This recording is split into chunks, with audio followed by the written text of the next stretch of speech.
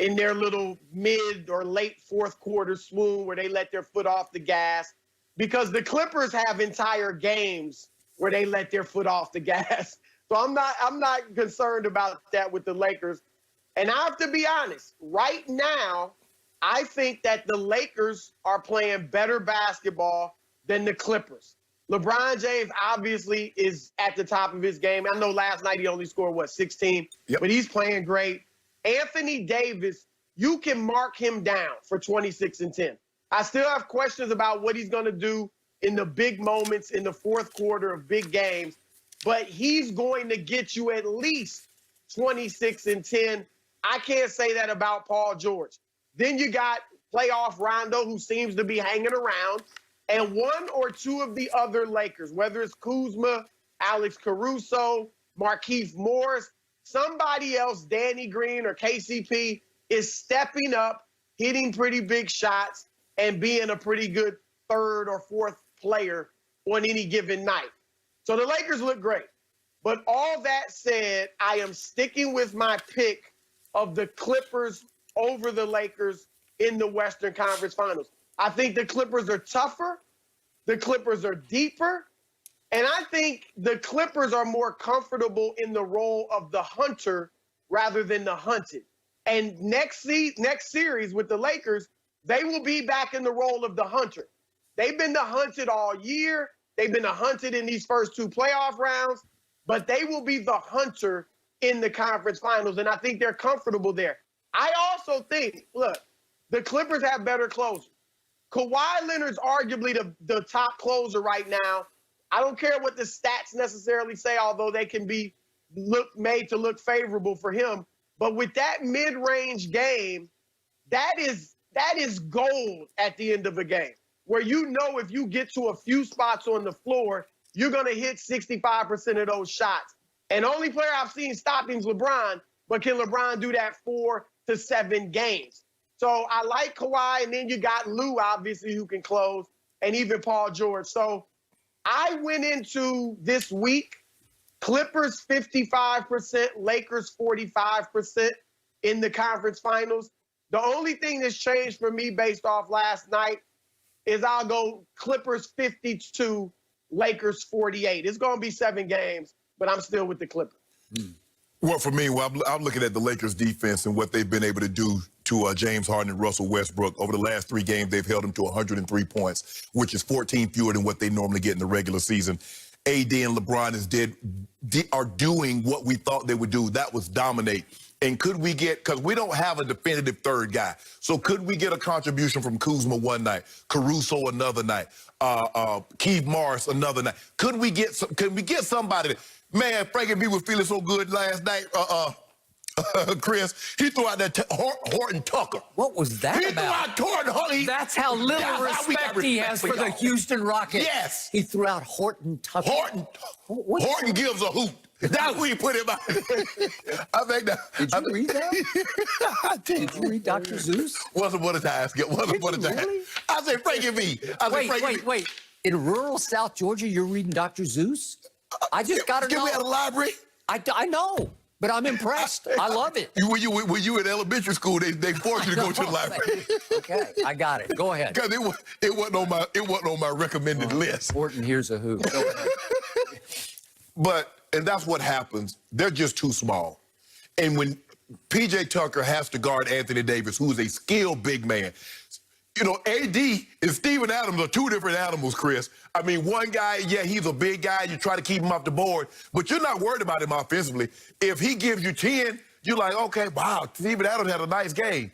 You got to try to stop Anthony Davis from getting 30 and 15. So now it's taking so much out of P.J. on the defensive end, he can give you nothing on the offensive end because his legs are done, trying to battle and scramble. And so for me, I love what I've seen, and I agree with you. The Lakers just got complacent. They started turning the ball over, and then all of a sudden they started just, jacking up the ball 18 seconds into the shot clock. I'm not worried about this. I love what I'm seeing. We ready. We ready. Yep. Okay. I have to ask my friend Chris Broussard, It sounds to me like, Mr. Broussard, your eye test is telling you to flip your pick to the Lakers. That's what you went all the way to the edge of that cliff and you would not jump over it, and you dropped it to 52. He looked over. He was peering down into what could be disaster, but he finally said, no, I better stick with my pick. So, Chris, I will give you one last chance here, one last opportunity. Would you like to go ahead and pick the Lakers? You know I do believe in take integrity, Skip. And I've been with the Clippers for months now. You have. I'm going to stick with them. The Lakers look great. You're right. I looked over the cliff. I peered. I took a little step, but I'm going to stick with the Clippers. Okay. This is why you're right to stick with the Clippers. I put zero stock in what I saw from the Lakers in the last 2 games, in large part because the Rockets got housed. Once Daniel House's bubble burst, their bubble burst, and they weren't the same team anymore. It rocked them psychologically. As Shannon always says, you're only as strong as your weakest link, and he was their weakest link. It sounded like Tyson Chandler was in there for a while, too, but I don't know what happened.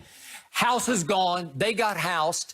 They came out, especially last night, looking defeated, looking dead in the water, looking dead-headed, looking as flat as Florida. I was stunned at how flat the Rockets looked to start the game. 2 players especially, a guy I admire so much, a man who competes so hard, especially on defense, is P.J. Tucker. He just wasn't there last night. Look at the numbers. You buy 0 for 4 and 0 for 2 from 3. He wasn't even taking shots. And Covington, after he got his nose busted, look, he didn't show up last night. 1 of 2? Really? He made 1 of 2 shots. He made 1 3. And how about James Harden? Another big blemish on the playoff resume. Here we go again. 2 of 11, 1 of 6 from 3. Come on, James. This was your night to at least put up a fight. There were 3 Rockets who in the end kept fighting, and one of them is one of the co-stars. And you know and we all know what Russell Westbrook's going to do. He might Westbrook. He might throw it in the 15th row much of the time. But when it is time to keep fighting in the 4th quarter, will he not fight his tail off? Yeah. And he makes 4 of 6 shots in the 4th quarter and 2 threes. And God bless Austin Rivers. He came in and just fought for his father, because his father taught him to fight. He fought it all the way home. He made some shots. McLemore made 3 threes, and they hung in, and it took your man Caruso. It's the Caruso. They're letting him close. Yeah. I'm shocked by that. And he had to hit a 3 that had to keep them above water because it was a 5-point game, and James jumped out on him and got a Dort Memorial hand up on him but couldn't get the ball, and Caruso had to shoot it higher than he wanted to arc it, and did he not just rain it in? It hit nothing but the bottom of the net, and that kept you from some humiliation. And he held that Cobra pose. Hey, Chris, you see him hold that Cobra pose? He's like, hey, good. Is he that good? Yeah. He's like a mini Braun now? Is that what he is? Yes. We got LeBron and Caruso got the highest plus minus of any 2 players in the NBA. Okay, good. Let's see if you take that to the Clippers bank. Let's see what happens. Okay, and my final point is there's one man on your team who scares me. He scares me to death, and it's playoff Rondo. Rondo do it. Look at the numbers he put up last night. I know it's not a big deal, but he almost got a triple-double. He almost got a triple-double last night. Rondo? Are you kidding me? He had... What is 11, 10, and 8. 11, 10, and 8?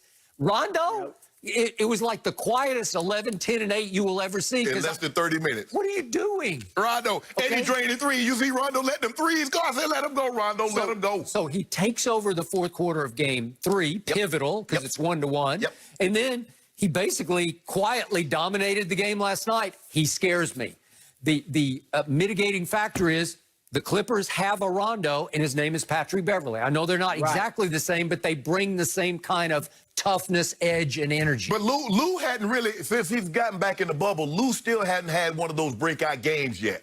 So, Trez is fine. Trez is gaining traction. Trez is starting to run the floor, dunking on people, blocking shots. He's starting to look like the Trez that won Sixth Man of the Year. So he's getting back. But Lou hadn't hit his rhythm yet. So that's a little concerning, but we got something for him. All right, Lou is shooting 9%, I believe, from three in the last 6 games.